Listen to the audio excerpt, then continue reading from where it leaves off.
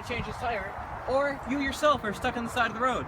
And most likely, it'll be the one day you're dressed up really nice. So, here's how you change a tire without getting your nice dress clothes dirty. So, the first thing you need is to grab out of the back of your car what you will most likely have is some sort of blanket or a jacket, just something you can lay on the ground.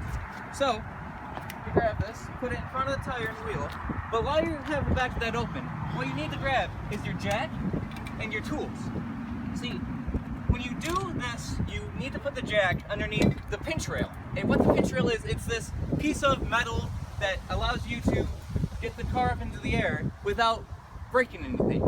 But when you do this though, you need to be wary of brake lines, you need to be wary of any plastic pieces that you can break or damage. So, while you're getting underneath here, you're actually using the blanket so your nice dress clothes don't get dirty. You find the piece of metal, or the pinch rail, you get your jack to the right height, going counterclockwise makes the jack go down while going up the exact opposite. So, you get this right to the middle, you raise it.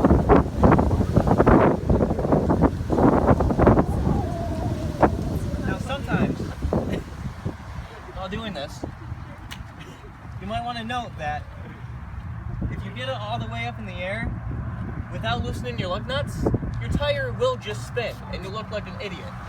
So, to avoid looking like a moron, what you're going to want to do is to use this tool you have and to loosen them up. Or, if you do end up forgetting and somebody's with you, if your tire's already in the air, just have somebody step on the brake. That way you don't waste more time or energy. So, if you go ahead, turn the lug nuts to the left, just to get them loose. Just real nice and easy. Just each and every one of them. Just loose enough to where you can get them off with your hand. So you do that, and then you go back to the jack in it.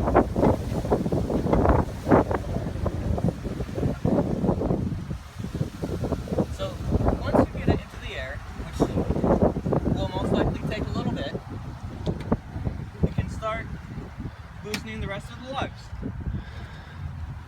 Which, honestly, won't be as quick as it may seem. Because these little jacks are a pain in the butt to use.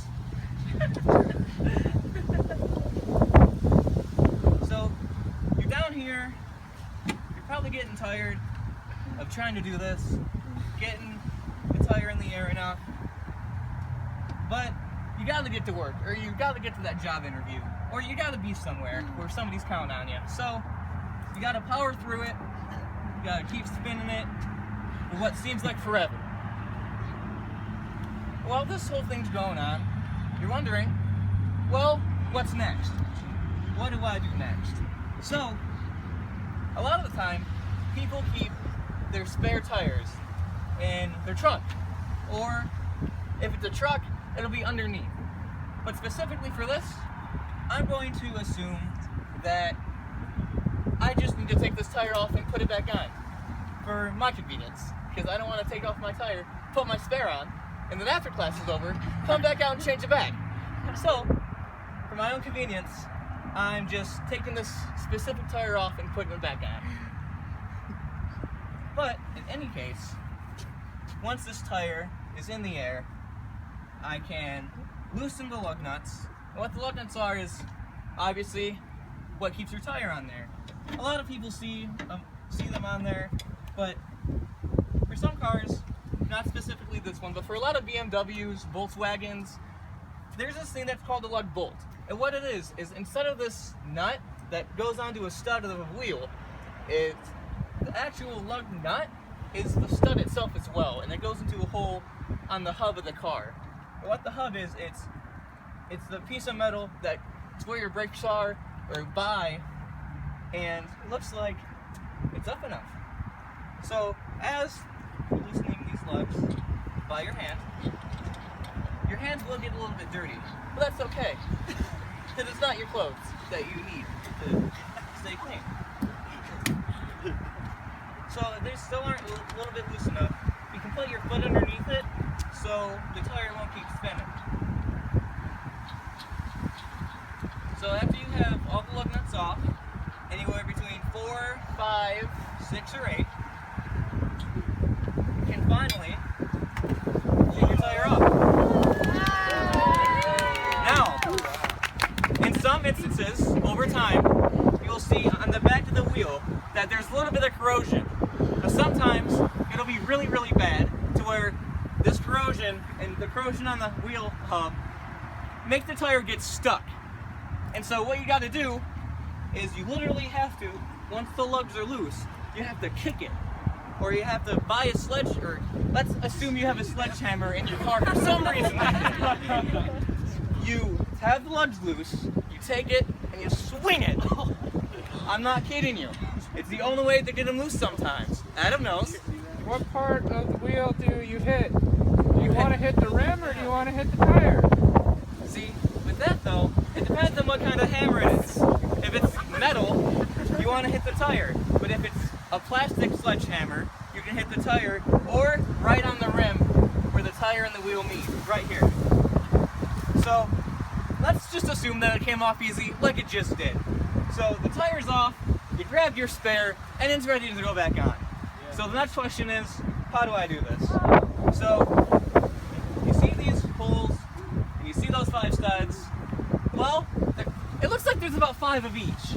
So those holes have to get lined up with those studs. So you put the tire on top of your foot so that you can line it up. You grab the wheel. Or if you do have dress shoes, or for the ladies, you have your heels or something, you grab it with your arms, and you almost want to curl it, like you're in the gym curling something.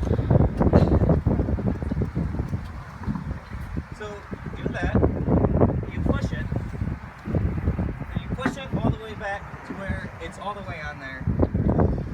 You grab those same lug nuts that you just took off, you thread them all the way on there. And what I mean by threading is, you know how with the needle, you don't have room to get it right or for it to actually go through in there? Well, you're trying to thread this lug nut onto this stud, but if you don't do it just right, you'll do something called cross-threading. And what that can do is, the next time you try to take that lug nut off, or you take it somewhere for them to actually put the new tire on, it'll break the stud. And it'll cost you about $100 or $200 to get that stud replaced.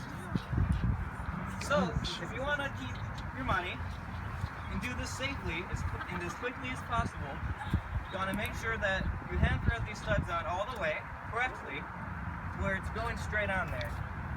You want to make sure that it's tight and that the tire is flat on the hub or flush. What I mean flush is basically that it's not awkwardly at an angle, it's straight on there. So when you spin it, it doesn't wobble, it's straight. Now, just like after it's on, when we put it up into the air, we had to loosen the lugs, right? So now, we have to lower it down a little bit to tighten them back up. That way, your tire won't fall off on the way to get fixed.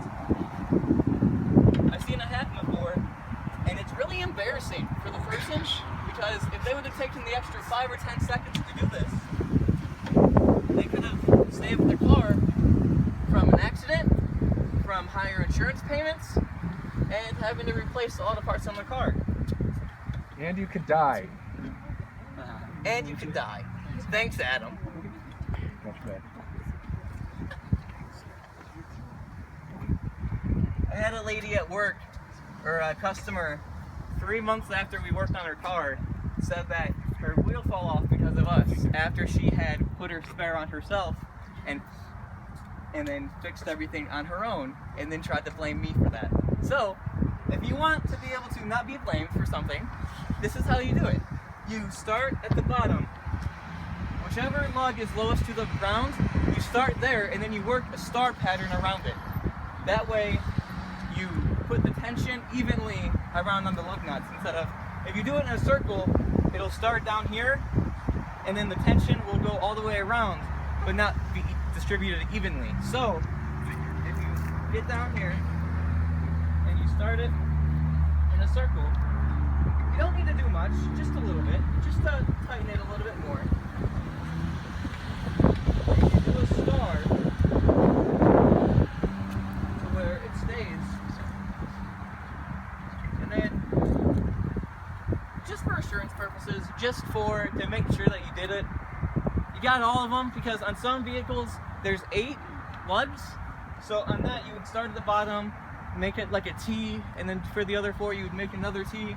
But just because you want to be safe and you want to make sure that you got everything and you have hit every single lug nut, just go around again in a circle.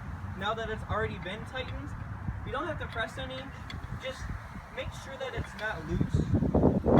And then after this, you go back to the jack and you lower it and you get on your way to work or wherever you're going, to a nice family dinner or to that job interview you're now late for and probably won't get that job.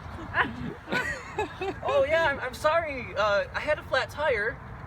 Very rare is it that people actually believe that excuse, because it was just so coincidentally that it happened right then and there.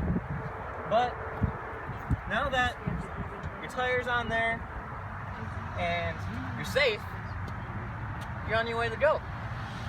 And as soon as I get this jack out of here, you can have a wonderful day.